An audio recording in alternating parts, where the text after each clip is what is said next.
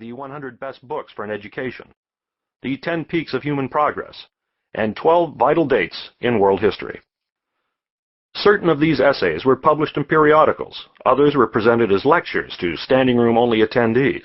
However, unless you happened to purchase those magazines, or were fortunate enough to attend one of those lectures, it would not have been possible to learn of his conclusions in these matters.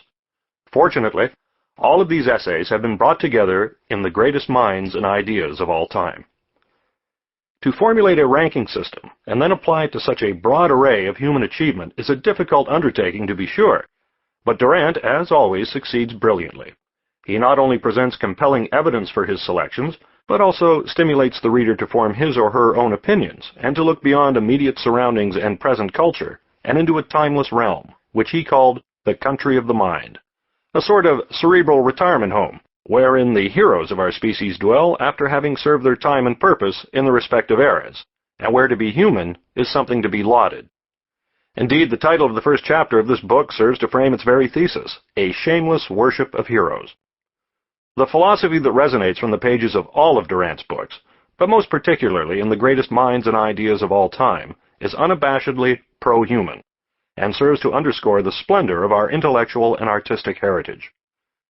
In fact, Durant was known as the gentle philosopher and the radical saint, as he always sought to report on the positive achievements in human events and history. In a sentence, Durant chose to illuminate with his pen the mountain peaks of greatness in our species' history. The Greatest Minds and Ideas of All Time is a book containing the absolute best of our heritage, passed on for the edification and benefit of future generations. Replete with Durant's renowned erudition, wit, and unique ability to explain the profoundest of events and ideas in simple and exciting terms, it is a book that serves both as a wonderful introduction to the writings of Will Durant and as a summing up, a quantification of genius, a travel guide to the must-see stops in the landscape of human history. In many respects, this book is a wonderful and logical companion volume to Durant's Heroes of History.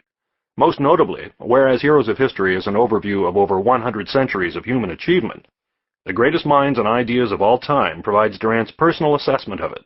Moreover, The Greatest Minds and Ideas of All Time contains profiles of 3 individuals, Darwin, Keats, and Whitman, that had been intended for inclusion in the Heroes of History book, but owing to a series of personal calamities, culminating in Durant's death in 1981, were omitted from the text. Indeed, the intended final 2 chapters of Heroes, Durant's last book, would never be composed. Through prose that rises at times to the heights of poetry, The Greatest Minds and Ideas of All Time is an extension of Durant's long-standing invitation to enter the world of the best, and a means by which one can come to recognize and befriend genius. The dividends from such an enterprise are many, for as Durant once noted, "We cannot live long in that celestial realm of all genius without becoming a little finer than we were.